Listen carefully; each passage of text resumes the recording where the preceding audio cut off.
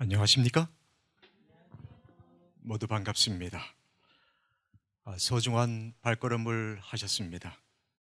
이 아침에 하나님께서 이 자리에 계신, 또한 줌 영상을 통해서 참여하고 계신 한 분 한 분을 개인적으로 만나주시고 하늘의 복을 베풀어 주시기를 간절히 기원합니다.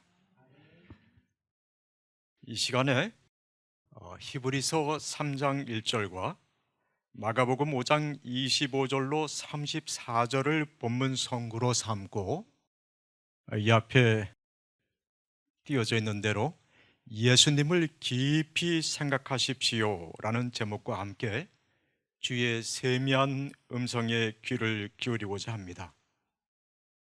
이 제목에서 느낄 수 있는데, 오늘 말씀의 키워드는 생각입니다.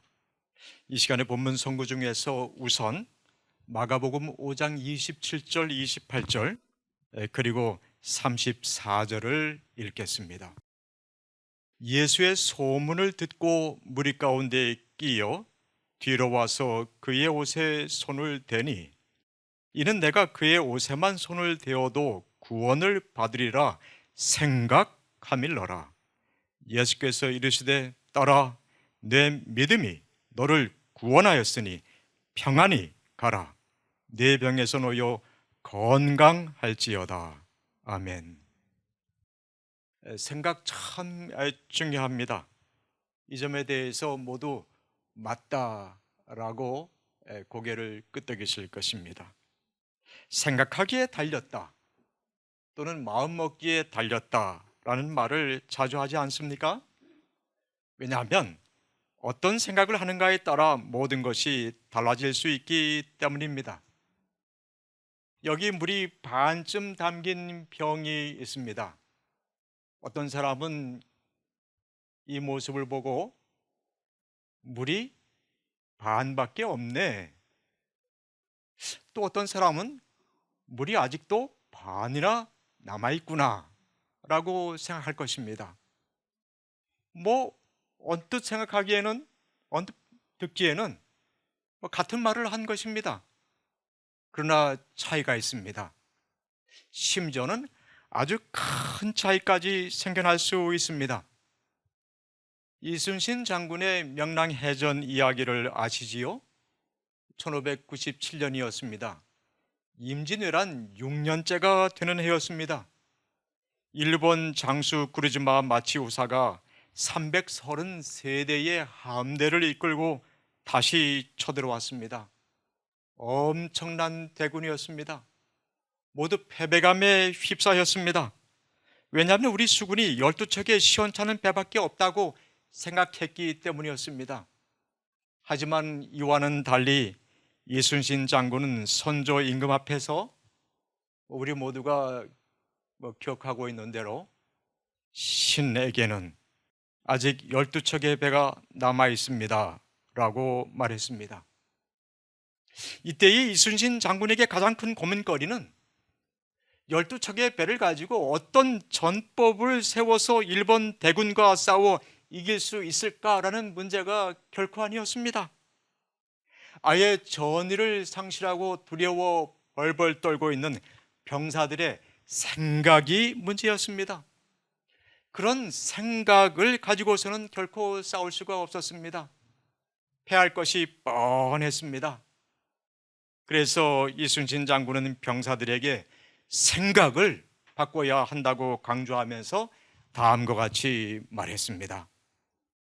죽고자 하면 뭐하고?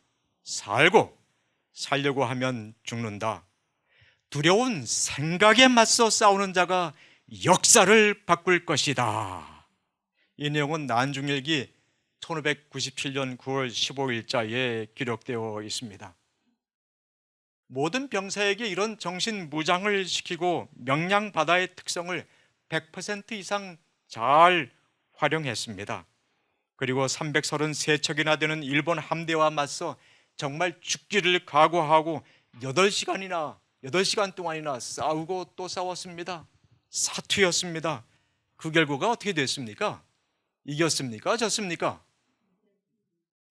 이겨도 크게 이겼습니다. 대승이었습니다. 우선 생각에서 이겼고, 그리고 지형지물을 슬기롭게 활용한 전법에서 이겼습니다. 이처럼 생각이 중요한 것입니다. 물이 반밖에 없네. 아직도 물이 반이나 남아있구나.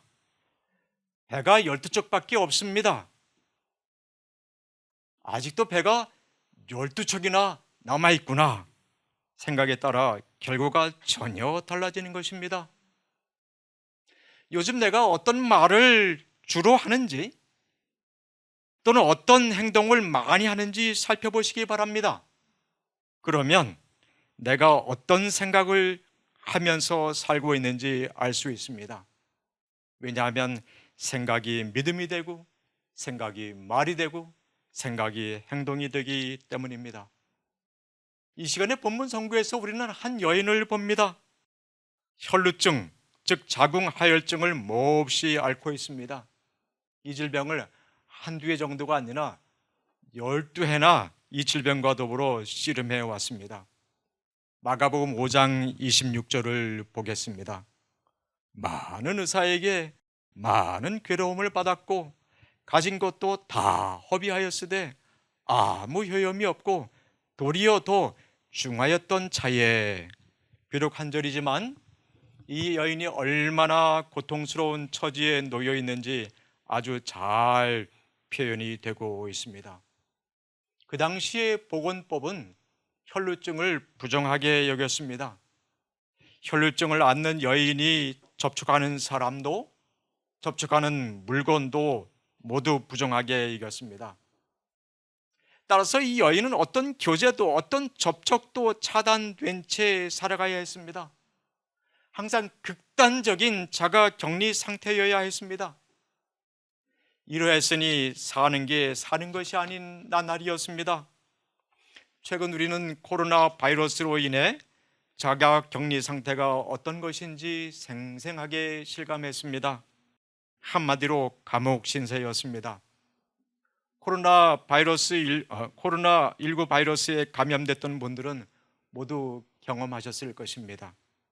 그런데 이 여인이 큰 일을 벌입니다. 다리를 박차고 일어납니다. 문 밖으로 뛰어나갑니다.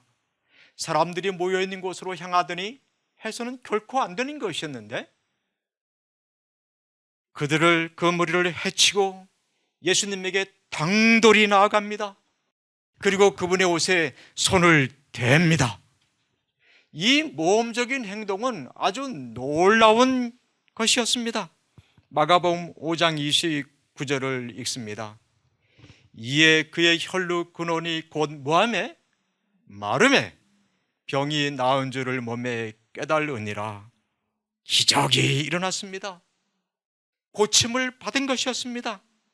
혈루증을 앓던 이 여인이 예수님을 찾아간 것은 그녀의 인생길에서 최고로 잘한 선택이었고 최고로 잘한 행동이었습니다. 그런데 이 여인으로 하여금 이와 같이 과감한 행동을 하도록 한 것은 무엇이었을까요? 마가복음 5장 34절을 읽도록 하겠습니다. 이 성구는 다 같이 읽겠습니다.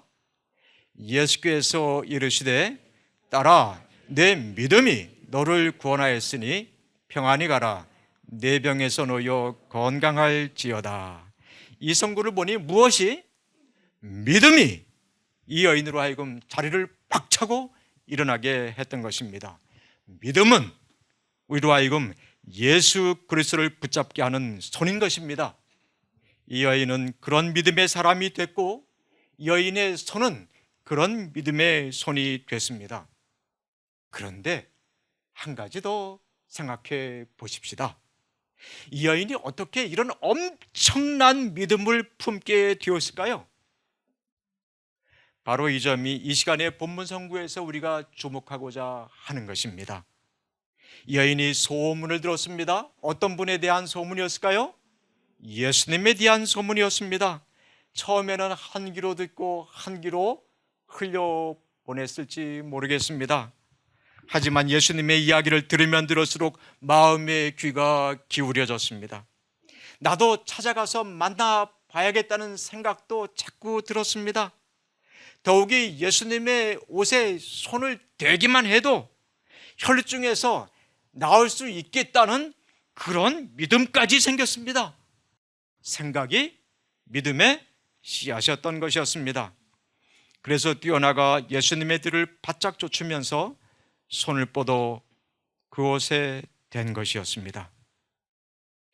여기서 우리는 성경이 언급하고 있는 참 믿음이 어떻게 생겨나는지 잘 깨달을 수 있습니다. 그저 긍정적으로 생각하고 내가 믿어야지라고 강하게 결심한다고 해서 참 믿음이 생겨날까요? 생겨날 수도 있습니다. 하지만 그런 경우는 참 믿음이라기보다는 적극적 사고방식이라고 해야 할 것입니다. 그리고 나는 할 수 있다, 나는 그렇게 되리라 믿는다, 이렇게 날마다 외친다고 참 믿음이 생겨나는 것일까요? 생겨날 수도 있습니다. 하지만 그런 경우는 자기 최면이라고 해야 할 것입니다. 어떤 사람은 첫눈에 믿을 만한 사람처럼 보입니다. 하지만 가까이 하면 알수록, 알면 알수록 더 이상 믿을 수 없는 사람이구나 라는 마음을 가지게 하는 경우가 있습니다. 이와는 달리 어떤 사람은 첫눈에 썩 믿을 만한 사람처럼 보이지 않습니다. 왠지 낯설게만 느껴집니다. 그런데 가까이 하면 할수록, 알면 알수록 점점 믿음이 더 가게 하는 사람이 있습니다. 그렇습니까? 안 그렇습니까? 제가 질문을 드린 것 같습니다. 사실 그렇습니다. 그래서 이 사람은 참 진국이구나 라는 마음이 듭니다. 예수님은 어떤 분이실까요? 처음에는 누구에게나 생소하게 느껴질 수 있는 분입니다. 하지만 가까이 하면 할수록, 알면 알수록, 생각하면 생각할수록 큰 믿음을 주는 분이십니다. 더 나아가 절대적인 믿음까지 주는 분이십니다. 진국 중에 진국분이십니다. 모리스 엘벤덴 박사가 믿음으로 말미암는 의 95개조라는 책에서 믿음은 항상 그 무엇의 결과로서 오는 것이며 믿음이 생기도록 우리가 일할 수가 없다라고 했는데 정말 맞는 말이 아닐 수 없습니다. 이 여인, 혈루증을 앓던 이 여인이 예수님에 대해 듣고 알아보면서 어느 정도로 믿음이 강해졌습니까? 단 한 번의 만짐에 그녀의 일생의 믿음을 다 걸었던 것입니다. 그런데 이런 믿음은 우리가 앞서 살펴본 것처럼 무엇에서 시작이 되었다고요? 생각에서 시작이 되었다고요. 다시 한번 읽습니다. 예수의 소문을 듣고 무리 가운데 끼어 뒤로 와서 그의 옷에 손을 대니 이는 내가 그의 옷에만 손을 대어도 구원을 받으리라. 무엇하밀러라? 생각하밀러라. 이 생각이 이 여인으로 하여금 과감하게 행동하도록 이끈 강력한 믿음의 토대가 된 것이었습니다. 그런데 이 여인이, 제가 다시 한번 반복하는 것 같습니다만, 내가 예수님을 믿어야지 그렇게 자꾸 자신을 세뇌시켜서 그렇게 믿을 수 있게 된 것이었습니까? 아닙니다. 예수님에 대하여 듣고 알아보고 또 생각해 보니 자연스럽게 점점 더 믿지 않을 수 없게 된 것이었습니다. 이런 의미에서 믿음은 예수님께서 주시는 선물이 되는 것입니다. 이것이 바로 성경에서 가르치는 믿음이라고 할 수 있습니다. 성도님들이시여, 참된 믿음, 굳센 믿음을 지니고 싶으십니까? 그러면 자신을 바라보지 마시기 바랍니다. 내가 왜 이렇게 믿음이 없지라고 한탄하지 마시기 바랍니다. 내가 왜 이렇게 신앙생활이 흐리멍덩하지라고 답답해하지도 마시기 바랍니다. 나 자신 믿을 수 없습니다. 아침 저녁으로 바뀔 때가 많습니다. 심지어 똥누로 들어갈 때와 다 싸고 나올 때가 다르다는 말도 있지 않습니까? 나의 약속 지키지 못할 때가 적지 않습니다. 나의 결심, 나의 습관은 또 어떻습니까? 자주 흔들리고 자주 깨집니다. 작심삼일이라는 말이 왜 생겨났겠습니까? 이렇기 때문에 사도 바울은 우리에게 쉬운 성경 히브리서 3장 1절에서 예수님에 대해서 깊이 생각하십시오. 그리고 12장 2절에서는 우리 믿음의 시작이며 또 믿음을 완전하게 하시는 주님만을 바라봅시다 라고 강조했습니다. 무슨 뜻입니까? 예수님은 우리의 생각 속에 들어오셔서 믿음을 시작하게 하는 분이시고 그 믿음을 마침내는 완성시켜주는 분이시다, 그런 뜻입니다. 나 자신을 바라보면 실망과 실패를 겪을 수밖에 없지만 예수님을 바라보면, 예수님을 깊이 생각하면 굳건한 믿음과 함께 희망과 성취를 맛볼 수 있게 되는 것입니다. 제 자신이 어떤 상황에서 실수를 하는가 자가 모니터를 한 적이 있었습니다. 그랬더니 잠을 제대로 자지 못했을 때 제가 실수를 간간했습니다. 또 어떤 일을 하기 전에 준비를 충실히 하지 못했을 때도 제가 실수를 간간히 하는 것을 발견했습니다. 몹시 바쁠 때에도 간간히 실수를 하곤 했습니다. 그런데 거의 예외 없이 100%라고 할 수 있을 거예요. 꼭 실수할 때가 있었어요. 이따금 간혹 때때로가 아니라 그냥 100% 실수할 때가 있었어요. 그런 경우는 말씀과 기도 속에서 예수님과 함께하는 시간을 보내지 못했을 때였습니다. 말하자면 예수님을 생각하지 못했을 때였습니다. 그런 날은 여지없이 말과 행동에서 자아가, 옛 본성이 툭툭 튀어나왔습니다. 그렇게 할 때와 그렇게 하지 못했을 때의 차이가 너무도 분명했습니다. 우리가 일정 시간을, 아니 단 10분만이라도 날마다가 정말 중요합니다.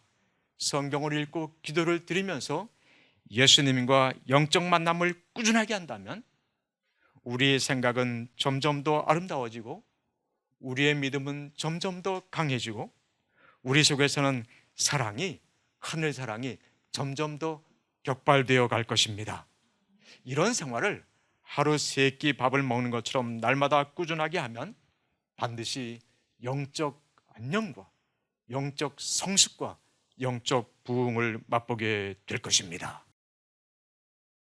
땅이여 들으라, 내가 이 백성에게 재앙을 내리리니 이것이 그들의 무엇의 결과라? 생각의 결과라. 예레미야 6장 19절 말씀입니다. 이스라엘 백성의 생각이 문제였습니다. 그들의 생각이 세상적인 것을 따르게 되니까 영적인 차원에서 육적인 차원으로, 하늘의 차원에서 땅의 차원으로, 긍정의 차원에서 부정의 차원으로 계속 변질되고 말았습니다. 그로 인해 그들의 믿음도 점차 약화되더니 마침내는 하나님까지 전적으로 등지고 말게 된 것이었습니다. 그 결과가 무엇이었습니까? 재앙이었습니다. 그들 스스로 초래한 것이었습니다. 6.25 전쟁 때 300명가량의 종군 기자들이 우리나라 곳곳에 전장을 누비면서 자기 나라의 기사를 송고했습니다.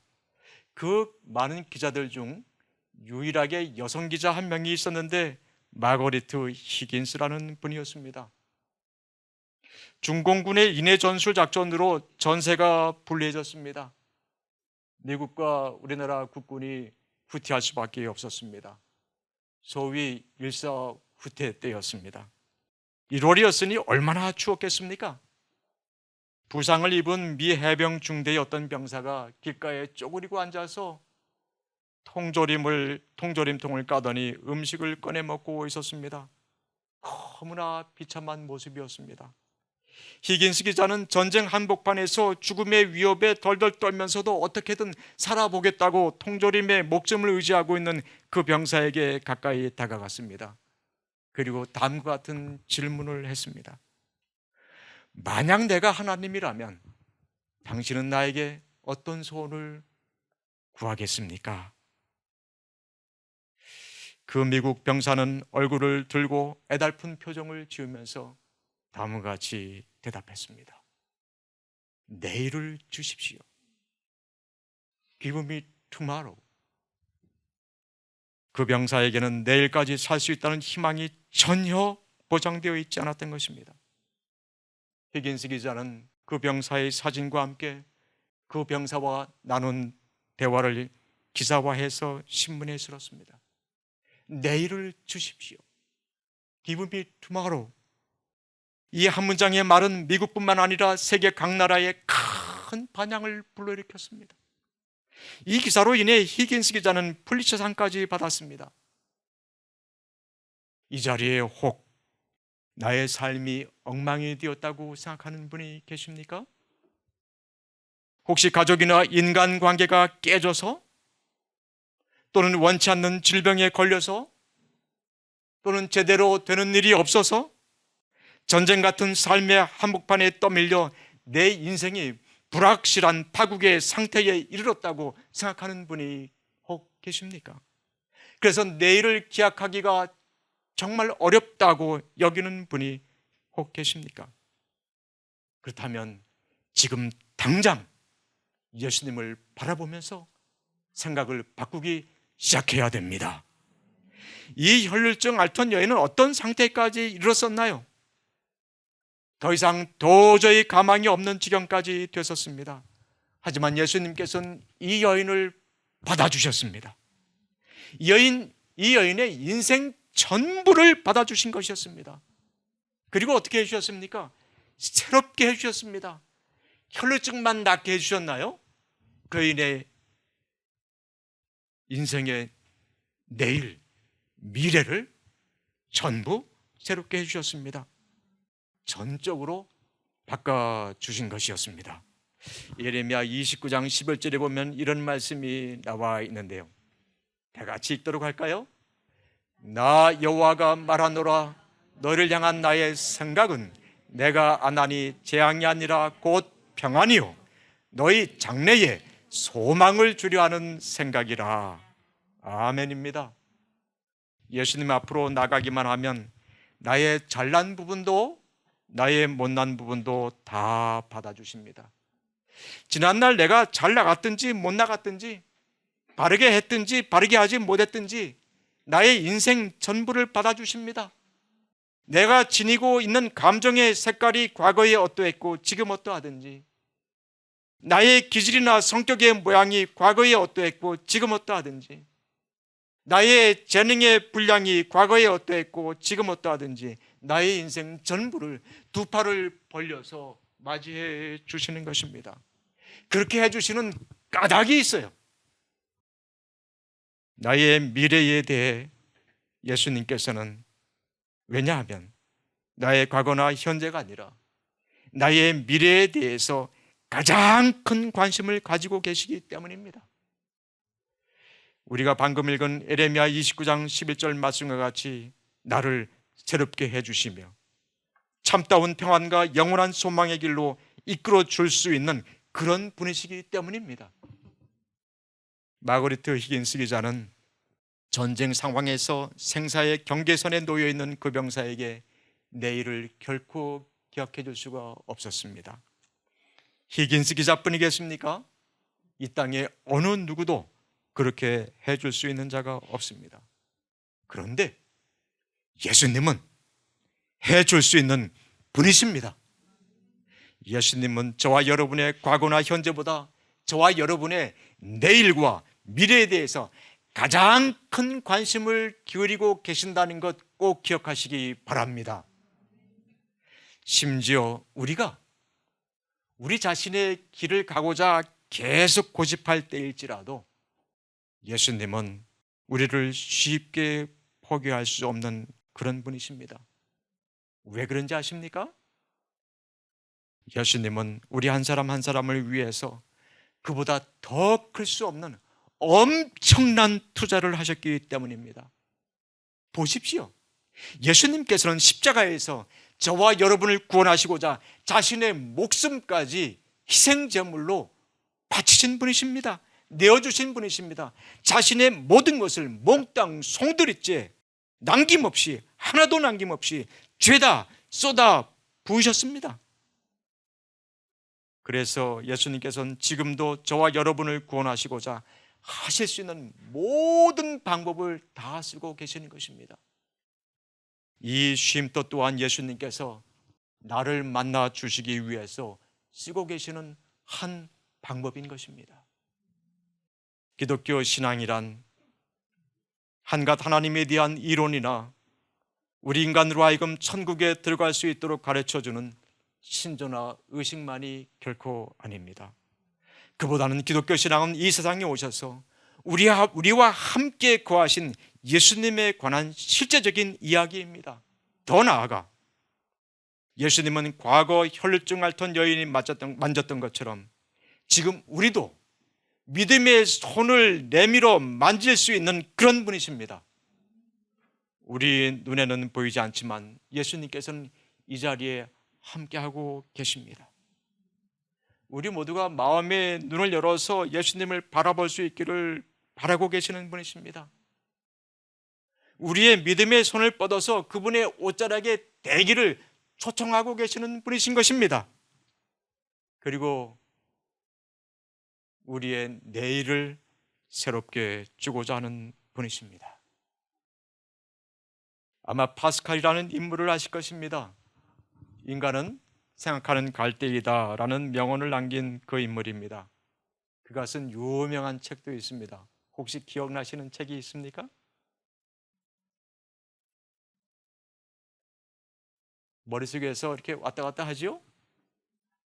팡세입니다. 그 책 이름 팡세? 팡세의 뜻이 또 무엇인지 혹시 아시는 분이 계십니까? 팡세 프랑스 말인데 우리가 어떻게 알까요? 그런 표정이시군요. 팡세는 생각이라는 뜻을 지니고 있습니다. 생각이 영어로는 thinking이고 독일어로는 게단케이고 라틴어로는 코기타치오입니다. 그런데 프랑스어로는 팡세입니다. 파스칼은 자기중심적인 팡세의 사람, 자기중심적인 생각의 사람이었습니다. 그런데 그리스도 중심적인 사람으로, 그리스도 중심적인 생각의 사람으로 바뀌었습니다. 180도 달라졌습니다. 그는 성경을 어리석은 바보들이나 읽는 책이라고 치부했습니다. 조금도 믿을 만한 책이라고 여기지 않았습니다. 12살 때에 유클리드 기하학에 몰두했고 16살에는 사형 기하학에 기초해서 원축 곡선론을 저술했습니다. 이어 계산기도 발명했습니다. 세계 최초였습니다. 그 당대에 데카르트와 같은 자연과학자들을 깜짝 놀라게 했습니다. 이런 천재적인 삶을 살면서 자기 자신만이 최고인 줄 알았습니다.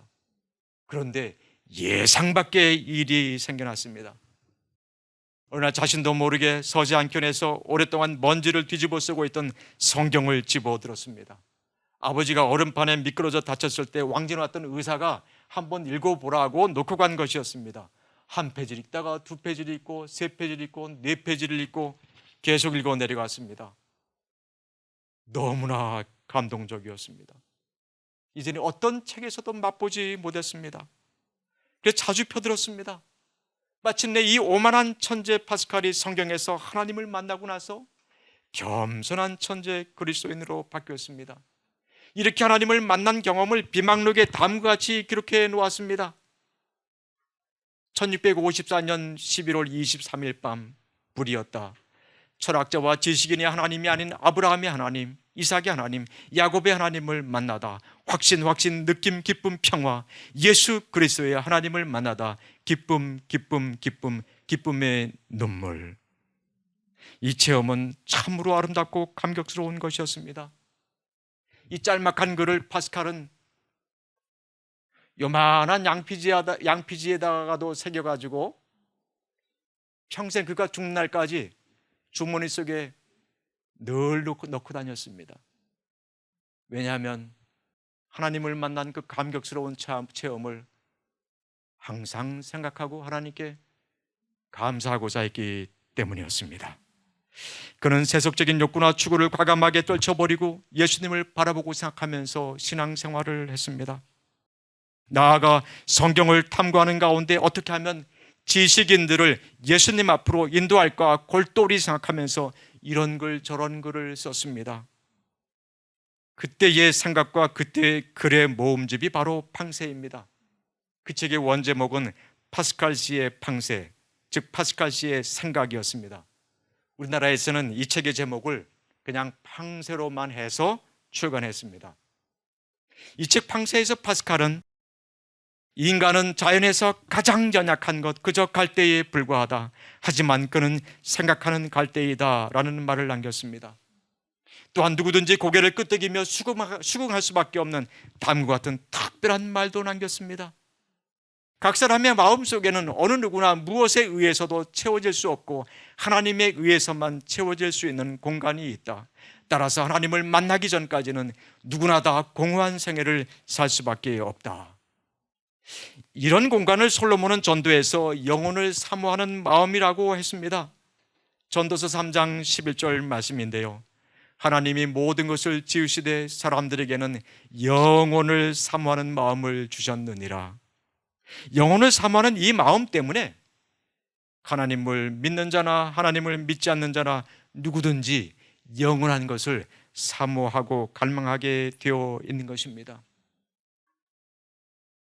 누구나 한번 죽는 것을 알면서도 영원히 살고 싶어하는 그런 마음을 갖게 되어 있는 것입니다. 이 영원한 것을 사모하는 마음의 공간은 돈으로도, 권력으로도, 명예로도, 이념으로도, 마약이나 도박이나 게임으로도, 그와 또한 것으로도 결코 채울 수 없습니다. 아무리 위대한 인물에 의해서도, 아무리 아름다운 미인에 의해서도, 아무리 지성적인 학자에 의해서도, 아무리 사랑하는 사람에 의해서도, 그 누구, 그 무엇에 의해서도 결코 채워질 수 없습니다. 왜냐하면 그 모두가 다 이 땅에 속한 것이고 다 유한한 것이고 다 사라지고 말 것이기 때문입니다. 오직 영원한 존재자이신 하나님 한 분에 의해서만 채워질 수 있는 것입니다. 이 사실을 파스칼이 성경에서 깨달았기 때문에 오직 영원한 하나님을 만나기 전까지는 누구나 다 공허한 생애를 살 수밖에 없다라고 한 것입니다. 결코 공허하지 않은 진정 충만한 평강의 삶을 살기를 바라십니까? 그렇다면 예수님을 바라보시기 바랍니다. 예수님을 깊이 생각하시기 바랍니다. 그러면 혈루증 앓던 여인처럼 강한 믿음의 사람이 될 것입니다. 잠언 23장 7절의 말씀인데요, 대저 그 마음의 생각이 어떠하면 그 위인도 그러한즉, 그 마음의 생각이 그 사람 자체라는 것입니다. 그 사람의 인격이고 그 사람의 모양이라는 것입니다. 예수님을 깊이 생각하면 우리 모두는 마침내 예수님을 닮은 모습으로까지 변화를 입게 되는 것입니다.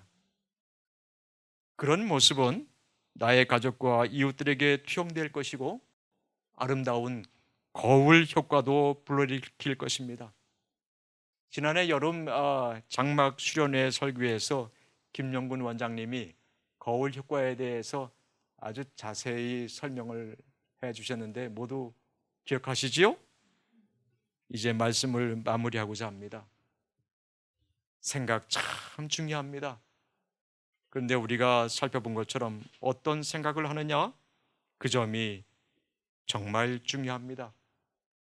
그래서 진리 그 자체이시고 사랑 그 자체이시고 구원 그 자체이신 예수님을 깊이 생각하는 것이 가장 중요한 것입니다. 예수님을 생각하면서 혈루증 앓던 여인은 건강한 인생을 되찾았습니다. 블레즈 파스칼은 예수님을 생각하면서 오만한 천재에서 겸손한 천재가 되었을 뿐만 아니라 우리 인류에게 팡세라는 위대한 고전을 남겨주었습니다. 누구든지 자신의 생각 속에 예수님이 들어오시도록 허락하기만 하면 예수님께서는 이처럼 귀하고 선한 결실을 이루도록 역사하시는 것입니다.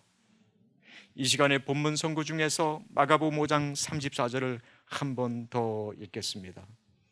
예수께서 이르시되 딸아 내 믿음이 너를 구원하였으니 평안히 가라 내 병에서 놓여 건강할지어다. 이 말씀에서 확인할 수 있는 것처럼 오직 예수님으로 말미암아 우리에게도 온전한 치유와 회복이 있고 건강한 내일, 영원한 내일이 있게 되는 것입니다. 저는 이 34절을 이와 같이 바꿔서 읽어보곤 합니다.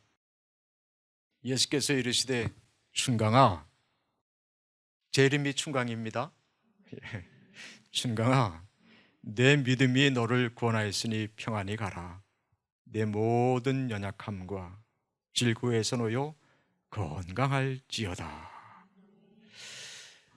우리 모두 이런 은혜, 이런 축복을 입게 되기를 간절히 바랍니다.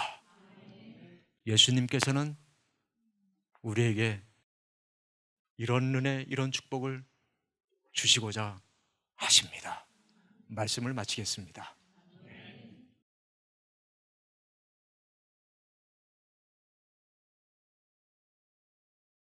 아버지 하나님, 우리 모두 예수님을 바라보고 깊이 생각하면서 굳건한 믿음을 가지고 살아갈 수 있도록 은혜를 베풀어 주시옵소서. 특히 질병과 씨름하고 있는 한 분 한 분 찾아주시고 치유와 회복을 입을 수 있게 해 주시옵소서.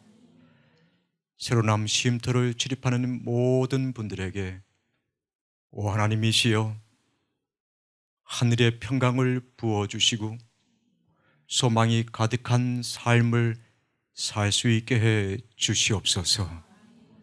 그리고 간절히 간구하오니 우리나라 위정자들에게 함께 하셔서 바르고 선한 정치를 펴게 하심으로 진정으로 안녕한 나라가 될 수 있게 해 주시옵소서. 예수님의 이름으로 간절히 기도드리옵나이다. 아멘.